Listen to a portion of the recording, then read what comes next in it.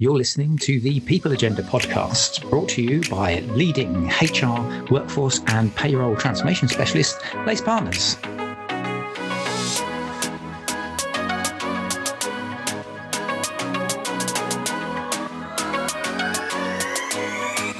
Good morning, good afternoon and good evening, and welcome to the latest People Agenda podcast. It's me, Chris Howard from Lace Partners. Thank you very much, as always, for joining us.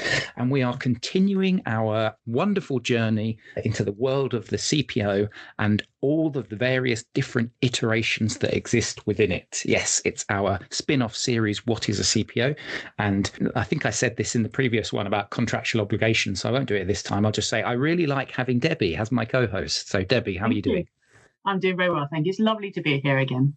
Yes, lovely to do this. And I love these because of the variety of different people that we get on the show, whether it's a FTSE 100 company, whether it's a small company, whether it's medium size, whether it's a company that's rapidly scaling up or is experiencing growth, companies that are going through M&A, companies that are going through mass digital transformations. The role of the CPO really varies. And also, as we talk about on our website, the hats that they wear or the size of the hats that they wear varies, don't they, Debbie?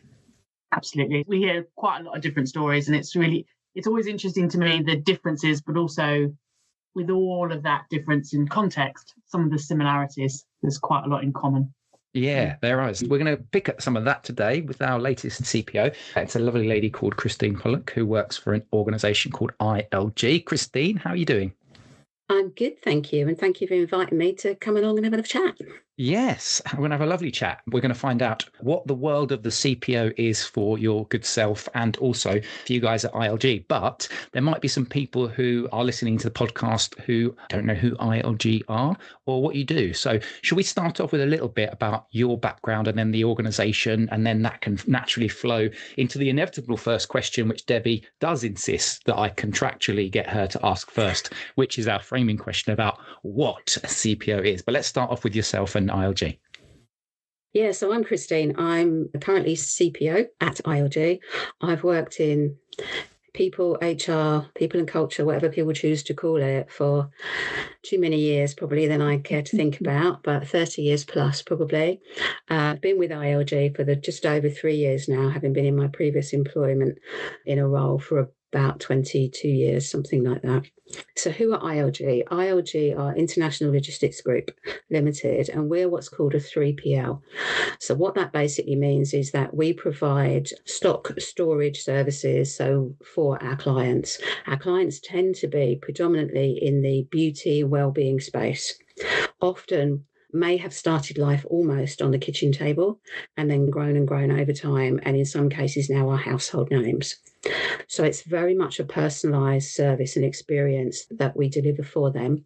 So we will take delivery of all their stock. We obviously store it securely. We then pick it, we pack it, and it then goes out, sometimes through a wholesale environment, so to a John Lewis or a large store, and sometimes to the likes of you and me that's at home ordering some beauty products online and gets them delivered to home.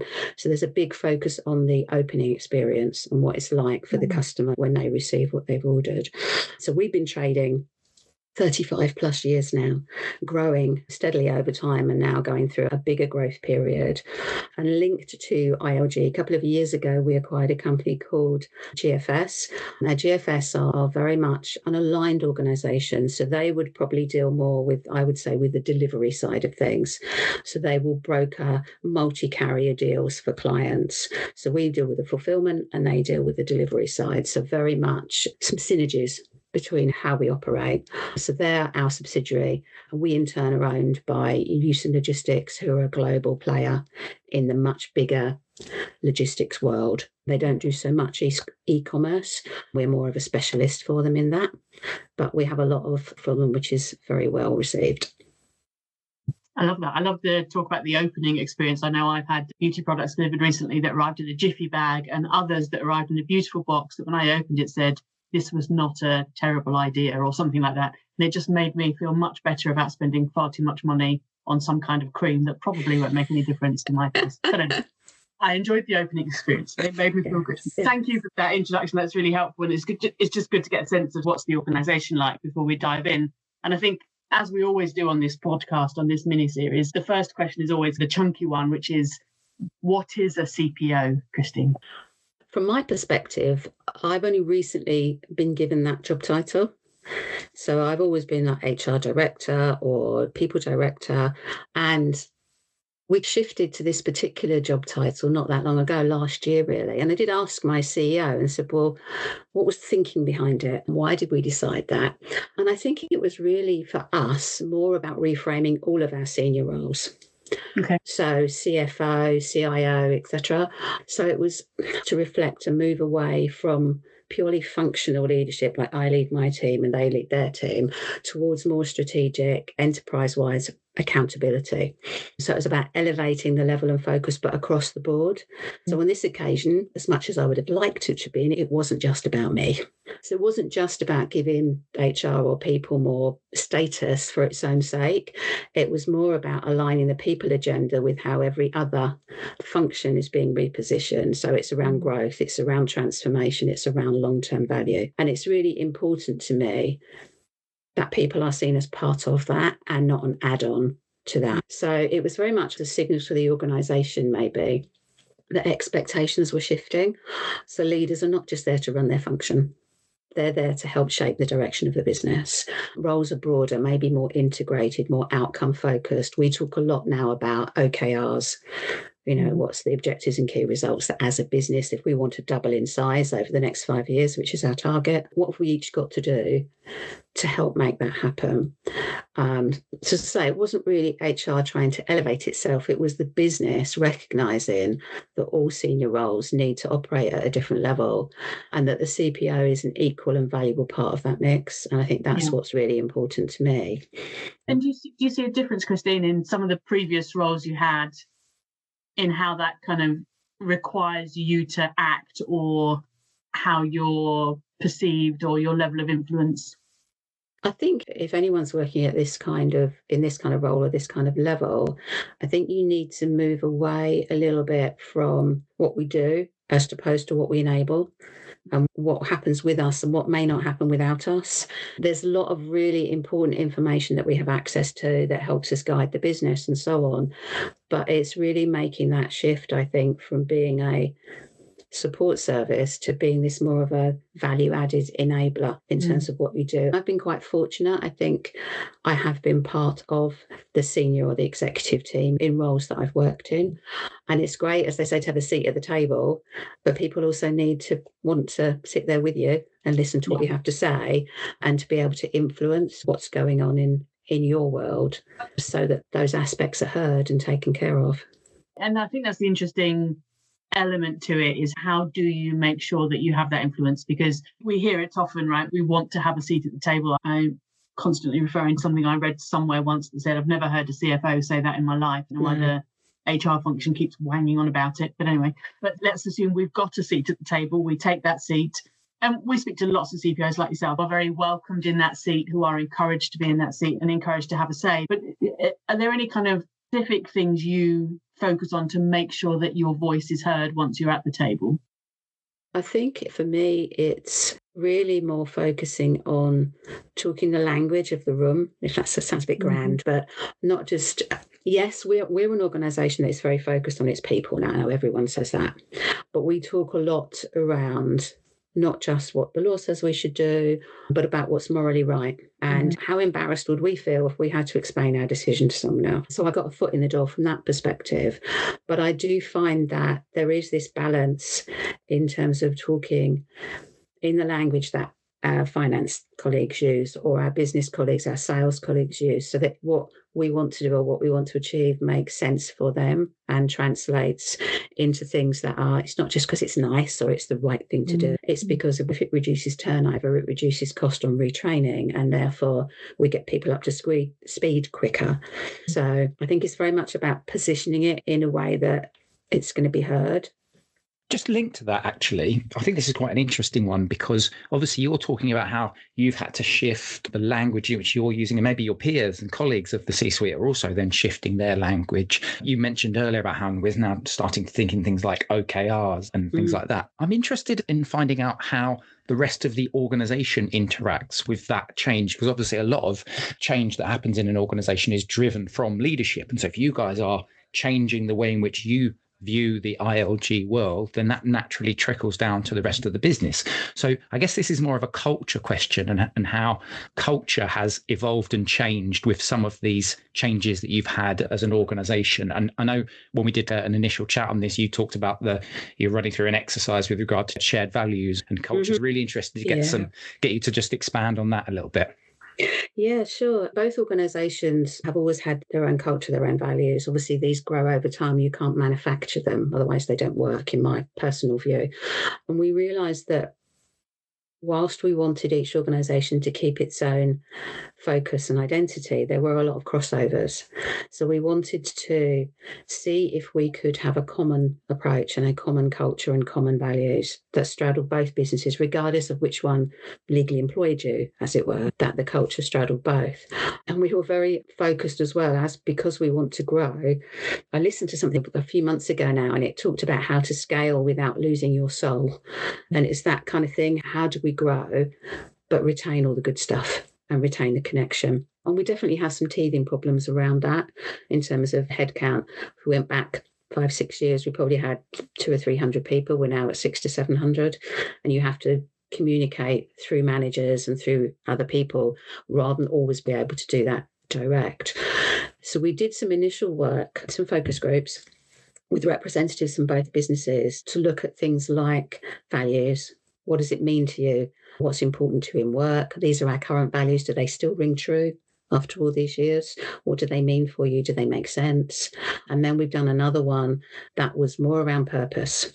So what is it we're here for? Why do people want to come and work for us? Increasingly, particularly younger generations, we're told that it's employee as consumer almost, that they choose their employer like they choose their next expensive brand purchase or something like that. They're looking for way more than just, well, what's it going to pay me? It's more about the ethical background and the environmental and green agendas and all those sorts of things. So we tried to get people's views on this. We did some questionnaires across the business, and that is at the moment being distilled down into, and I suppose, a refreshed mission, which has always been to help our customers succeed and how we grow together, those kinds of things. And then the next step really will be I've got a meeting with them this week to look at, okay, we've got all these things. Anyone can put posters on the wall. It's not going to change diddly squat, in all honesty. So what are we going to do? How are we going to roll this out? How do we get buy-in and ownership? My personal view is we need to start at the top. We need to start with our leaders. We need to see that people understand our values and our purpose. At ILG specifically, we employ more than 40 nationalities, a lot of whom English is not their first language. So we always have to consider how messages land. And then I think from there, once we start to roll them out, we also need to incorporate them in our day-to-day lives, in our day-to-day processes. Are we going to recruit for our values, for example? In which case, how are we going to do that alongside technical skills and everything else? How are we going to measure people following those values? Do we need to measure it? And if we do, how are we going to do that? I'm in the middle of, at the moment, designing my thoughts on the behaviours that support those values. And obviously, we would expect something different from different levels of people. We can't just blanket one approach. So what's the everyday approach we expect to see from everyone? And then how does that extend up as people have more responsibility or outward focused outside the company and so on?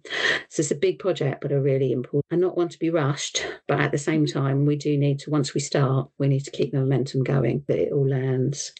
Yeah, it's really interesting that. And you mentioned something which I just wanted to pick on quickly, which was around, and I've written down just as you were speaking, like, how do you measure some of this cultural change? Should you measure it? I'm really fascinated just to expand on that a little bit, because obviously you've done some exercises, you've spoken to people, there's been focus groups. I'm assuming that then from what you're saying as well, you guys want to crack on, but then it's also an element of we need to be revisiting this, because you as an organization now, if you're rapidly growing, as you've been talking about, what you look like today is going to look very different from in 2 years' time, right? So can you give us a little bit more of an expansion around your thoughts around some of the measurement, but also how do we maintain this finger on the pulse of the evolution of the culture, given that we may be, I don't know the details and you don't have to give me the details, but we may be 1,000-person company in 2 years' time?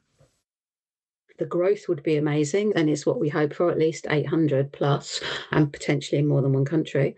But it is, how do we scale everything up but keep bringing our people with us? And I think that does involve us revisiting those values. Now, not changing them, because if they're pretty much what we need, and they're not, in all honesty, they're not drastically different to the ones that we had before, but they have evolved. Now, that educates to me that they should stand us in reasonably good stead for at least the next 5 years. So I'm not sure that we'd ever want to upend them all again, but it's more about how do we revisit and repeat and make sure that we tell the stories, and that new people that join our business understand our why. And they hear the stories from our CEO, Tom, and from other directors, so that we're constantly underlining it. The other thing is, because we've got the two companies, I believe we need to have, when it comes down to examples of what's good and what maybe isn't and what needs to change and so on, they need to link to the different companies.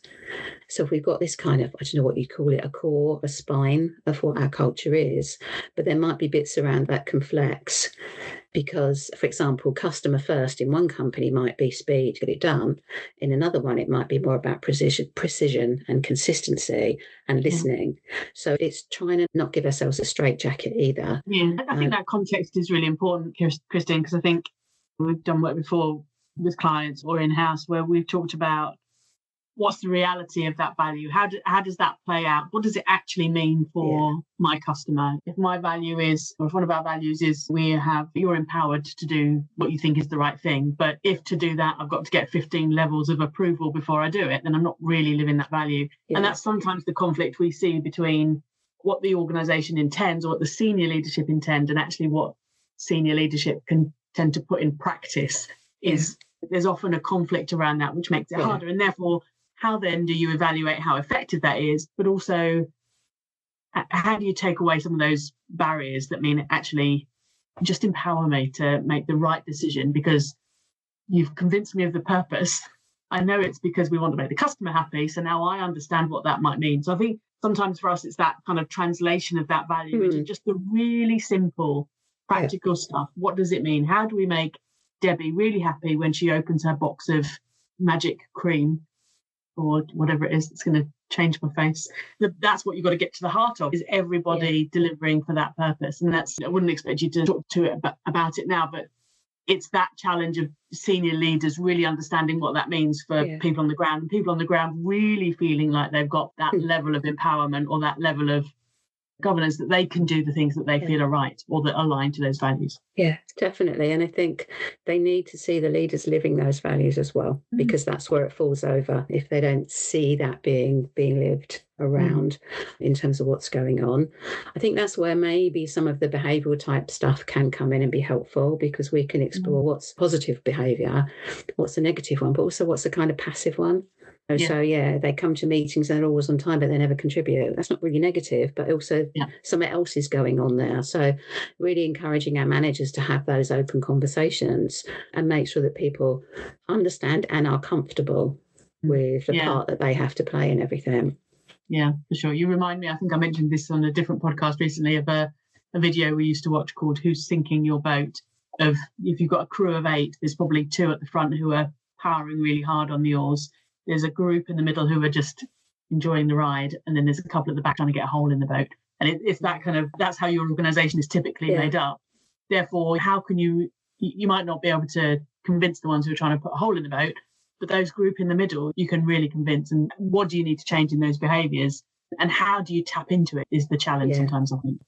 We've talked a little bit about, obviously, what is the CPO? We've talked around the language of the C-suite and also culture, but I want to actually move on to engagement now as well, because obviously when we've spoken previously and how you've described your organization, it's a very flexible, very agile workforce. You've talked about people who speak different languages, you've got different shifting peaks in demand. So I guess the question there from a people function and a person leading that people function point of view is, how do you maintain a consistent level of employee engagement when you have such shifts, such ebbs and flows, such different varying types of people doing very different types of jobs? Have you got any kind of thoughts or any analogies or any ideas as to what has worked for you guys? You're certainly right. In our kind of environment, so we'll have some locations where they're a standard day. We'll have others where they're 24/7. We have let's say about 520 permanent staff in ILG. Then we have about 120 casuals. Then when we get into peak, which is the lead up to Black Friday, we could have another 400 agency temps in two sites kind of thing. So the sheer numbers of people at different times in the year can be quite overwhelming. We try and bring all of those people into things. So from an engagement perspective, yes, we do the standard type stuff I can imagine that most organisations do, like surveys and so on. But we try and make sure that all of our colleagues are included in things that are going on in the business. There's a lot of communication back and forth on where we are on things, new initiatives and so on, videos from our CEO. He has a dedicated inbox called Ask Me Anything that doesn't even go to his PA, it goes straight to him. So any employee can contact him direct at any time with any brilliant ideas. We also have employee forum, so we have employee reps that he and I meet with every couple of months, again, just to share news, hear ideas, because often the best ideas comes from the people that actually do those roles in the first place. So we do quite a lot of those sorts of things. We try and ensure that our casual workers, for example, who are not necessarily working regularly, they work when needed and when they're available. We make sure they have a very similar induction, for example. They're not treated any differently from that regard. They understand how the business works and what we're all about. We try and give them as much flexibility as we can in terms of what they're working on and the hours that they do. We have a very strong relationship as well with our main agency provider. And for example, agency temps that do come to us, they have to do an induction before they join. So they have to, it's not very long, but it keeps them safe. And it means that they can start work quite quickly when they get there, and they can feel part of something quite quickly once they get to us. The relationship with our external provider is very important to us in terms of the numbers of people that they provide and making sure that those people are happy to come back after the first day and that they understand what we're about and that they're safe, which is obviously the most important thing. So I think there's multi-layers to it. We do include, for example, during peak, we have what we call peak incentives, which is spin the wheel and win little prizes and things like that, because it's quite a busy time. We'll include our agency colleagues in that. We'll have temp of the week and those sorts of things so that they get that recognition that that they don't feel excluded. Obviously, we want them to feel connected to what we're doing. And Kristine, a little bit back to something you said earlier on around speaking the language of the business in the C-suite. I just wonder if it's about how you connect the C-suite to the idea of engagement, because it's very often seen as one of those nice, fluffy things to do on the side when we've got some spare time, but actually when the pressure's on, let's not bother. So how do you use the right kind of language or terminology or influence to make sure that your C-suite is listening to all those things that you've just described in terms of the initiatives or the ideas and the impact those might have? I think there is data out there that there's been research done around strong engagement equals additional percentage in turnover, profit, and all those other things. So that can be sometimes quite handy in terms of when you're discussing it with the C-suite, that it does land in a way that they can see that it contributes to overall success of the business. I'm quite fortunate in that I have members of the C-suite who are very focused on being out in the business and being visible and being seen and making sure that we're involved in things that are going on. Obviously, it's not always possible, but it's a tradition in our business, for example, that the C-suite members all go and work in a warehouse over Black Friday weekend. So we go and pick and pack stock, and we have the same experience as any other employee doing that. And that gives you a lot of insight. I think the other thing around the engagement side is it's really trying to use what data we have to show, sounds a backwards way of doing it, but to show what poor engagement can create. which is not something that we want. And it's getting people to go the extra mile and working extra overtime when it's needed and coming up with good ideas and all those sorts of things that help the business grow. Yeah. I've always said when I talk to clients, to me, it's not rocket science. You almost don't need you often do, by the way, but you almost don't need all the research that says there's a link, because if I'm not feeling it, if I'm not convinced about what we do or why we do it, and I'm only here to just fill my bank account because I've got bills to pay, then of course I'm going to do what I need to do.